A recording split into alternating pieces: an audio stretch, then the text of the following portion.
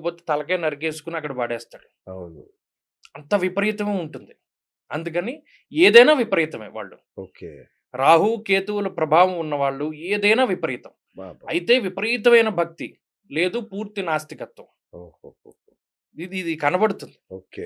ఇది రాహుకేతువుల గురించి రాహుకేతులది ఇంత స్టోరీ ఉందా? అసలు మనం చెప్పుకోవడం ప్రారంభం అదే చేస్తే అంటున్నా, అసలు ఆగేలా లేదిది. అసలు ఎంత చెప్పుకోవాలో.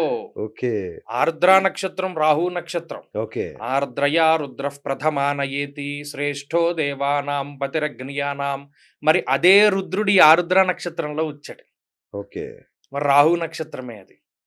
మూల అమ్మవారి నక్షత్రం. హ్మ్. ఈ 2 సమసప్తక రాశులు. 2 రాహుకేతువుల నక్షత్రాలే. అసలు ఒకటి పట్టుకుంటే ఈ రాహుకేతువులది జాతకంలో వెళ్ళిపోయే కొద్దీ అసలు ఎన్ని విషయాలు తెలుస్తాయో. అబ్బబ్బబ్బా! ఇంకోటి గురుగారు, అసలు ఈ గ్రహణాలు, సూర్యగ్రహణమైనా, చంద్రగ్రహణం ఇప్పుడు రాబోతుంది. సెప్టెంబర్ 7న చంద్రగ్రహణం, సంపూర్ణ చంద్రగ్రహణం ఏర్పడుతుంది. సైన్స్ ఏమంటుందంటే ఇదొక ఛాయలు మాత్రమే, వీటితో పెద్ద ప్రభావం లేదనేది ఇప్పుడు ఖగోళ శాస్త్రం చెప్తుంది. దాని గురించి పెద్ద పట్టించుకోకండి, బ్రహ్మాండంగా ఎళ్లి చూడండి అని చెప్తుంది. మన శాస్త్రమేమో అస్సలు చూడొద్దు, స్నానం జేయాలి, గుళ్ళు మూసేయాలి, గర్భిణీ స్త్రీలు బయటికి రాకూడదు, ఇట్లా సవా లక్ష ఆంక్షలు పెట్టారు. అవును. అవును. ఆ తర్వాత స్నానం జేయాలి, ఆలయాలు శుద్ధి జేయాలి. అవును. అవును. ఏంటి అంటే సైన్స్‌కు దీనికి ఎందుకు పొంతన కుదరట్లేదు? లేదండి. ఇది చాలా కాలంగా నేను కూడా చెప్పుకుంటూ వస్తున్నాను. ఓకే.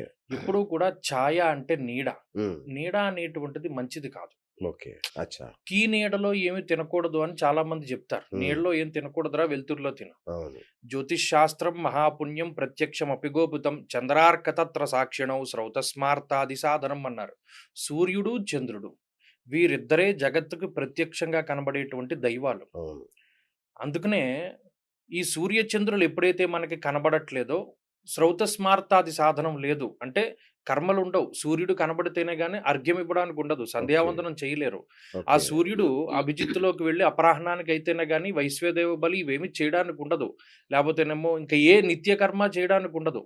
మనం యాగాలు చేయాలన్నా, యజ్ఞాలు చేయాలన్నా సూర్య చంద్రులను బట్టి తిథులు ఏర్పడతాయి. ఆ తిథులను బట్టే మనం చేయగలుగుతాం. రైట్. అలాంటి సూర్య చంద్రులు కనిపించకుండా వెళ్ళినప్పుడు కొంతసేపు ఆ ఛాయల్లో ఉన్నప్పుడు ఆ నీడ, ఇక్కడ ఓకే. నీడంటే రాహుకేతువులే ఇందాక మనం చెప్పుకున్నట్టు. ఓహ్! ఈ భూమికి లేపోతే సూర్యుడికి మధ్యలో చంద్రుడొచ్చినప్పుడు, అవును. లేదు చంద్రుడికి, భూమికి మధ్యలో ఇంకో గ్రహం వచ్చినప్పుడు, ఇవేమి కూడా మనకి మిగతా గ్రహాలను కనబడకుండా అవును. చేస్తాయి కదా! అవును. ఎప్పుడైతే